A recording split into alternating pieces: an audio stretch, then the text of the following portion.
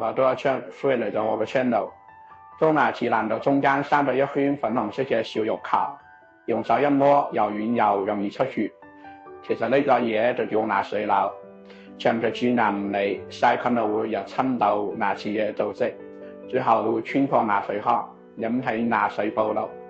喺慢性發炎刺激之下，牙髓入邊嘅血管同埋纖維組織就會異常咁樣增生，形成鮮紅色嘅肉芽組織，就好似傷口愈合時嘅肉芽咁樣。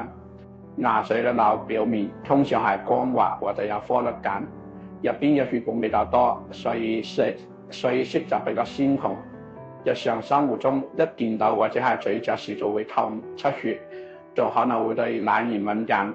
咁如果牙髓已經埋死，空間都會減弱。咁一般如果出現牙髓瘤，代表牙髓已經嚴重感染，必須盡快揾牙醫處理。如果患者年紀比較細，牙根未完全發育，就可以考慮做部分嘅牙髓切除，保留健康嘅牙髓，促進牙根嘅發育。咁如果係成年人或者感染嚴重，咁就需要做杜牙根治療，盡量保住自然嘅牙齒。關注我，可愛你嘅口腔健康。